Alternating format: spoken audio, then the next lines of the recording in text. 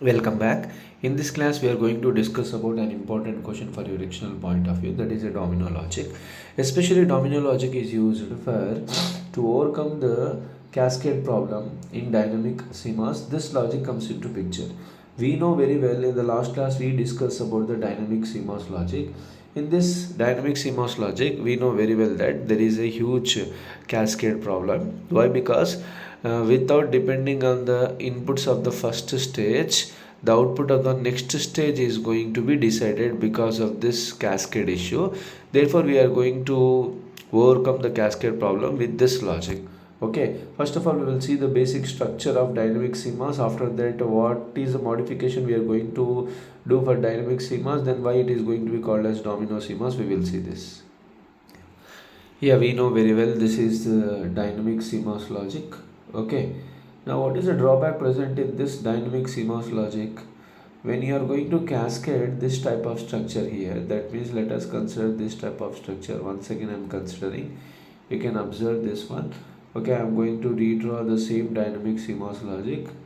This is our network, NMOS network.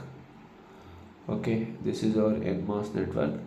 Then you are having this. You can observe these two commonly. You are going to use, let us consider this is a pi, and these are the inputs you are going to consider, and so on like this. And there you are going to consider an output, then it is a VSS, then it is a VDD. Now here the issue is, when pi is equals to 0, we do not have any issue. What is the output? 1 is an output. Is it clear? That is a pre-charge phase. Which phase it is? Pre-charge phase. But here the issue is, when pi is equals to 1, that is a major thing you have to talk about. When pi is equals to 1 is 0, we do not have an issue. When pi is equals to 1, what is the thing we are going to have? If you observe, when pi is equals to 1, this transistor will be turns off, this will be turns on, then it should depend on the inputs. Is it clear? But don't forget, previously what is an output? 1 is an output. This 1 is going to be connect commonly to all the NMOS network of second stage. Because it is an NMOS network, this transistor will turns on, and when pi is equals to 1, this transistor will also be turns on. Therefore, what is an output? There is a path here from output to VSS. Therefore, the output is what? 0. That means without depending upon these inputs, the output of the next stage is going to be present. That is not to be happen actually. Therefore, what should we have to do? Can anybody try to guess?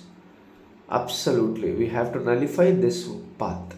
That means even though there is a connection, this transistor should not be activated. Then what should we have to do? Can anybody try to tell? Absolutely, what should we have to do? Yeah, absolutely, we have to use an inverter here.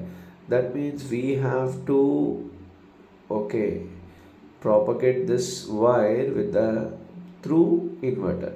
When you are going to propagate through inverter, then it is one previous stage. That means the pre-charge phase is 1. Because of inverter it becomes 0. Even though you connected to the inputs, it won't be turns on. Is it clear? Why? Because it is 0. Then depending upon this input, the output will be present. Then depending upon this output, here the output will be present. I hope that are clear. That means, can you please tell me what is the difference between dynamic CMOS and domino CMOS? Exactly, what is that? Now if it is a dynamic CMOS,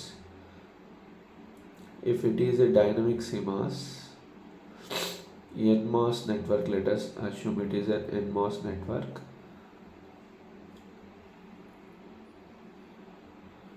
If it is a clock, VSS, VDD, and this is an output, then up to here what is that?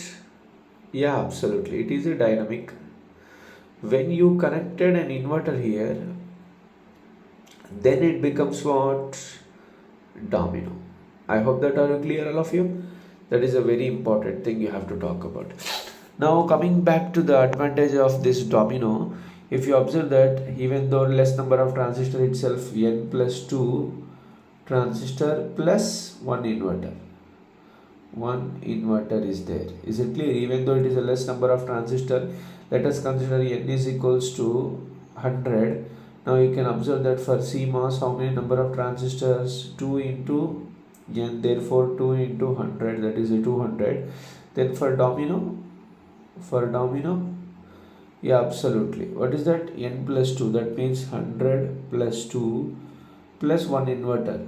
Okay, plus 2 plus 2, that means totally what? 104 transistor. Even though it is very less, but what is the drawback present in the domino? Can anybody try to guess and tell me? No idea? Yeah, okay, then I will explain that. No, you can observe that if they set to design an AND gate,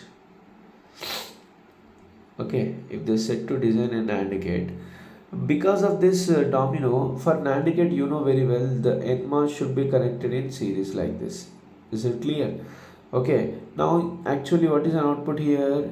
And NAND one is an output. But because of this domino, you are having an inverter here, then it becomes what? AND gate. And similarly,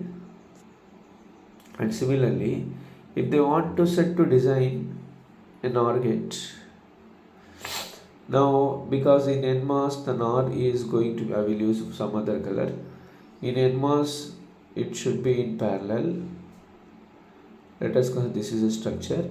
Now up to here, what is an output? NOR is an output, but because of this inverter it becomes what? OR. That means it is very clear from this conclusion, okay, domino logic can able to design only, okay, complement output. That means it won't produce any NAND output, it won't produce any OR output.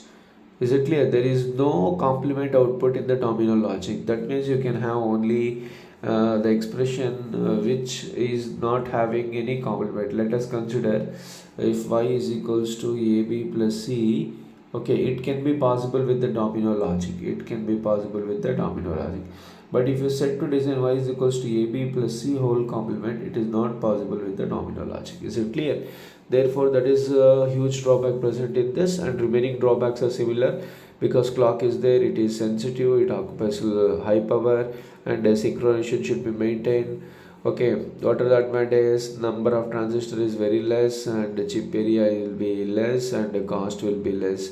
Is it clear? But what is the drawback? We can't able to produce a complement output. Is it clear? Therefore, what should we have to do? Therefore, we are having one more alternate one, that is what? NORA logic. Or you can call it as zipper logic. Okay, we will see this logic in the next class. If you are having any doubts, you can please comment. Thank you very much. Have a nice day.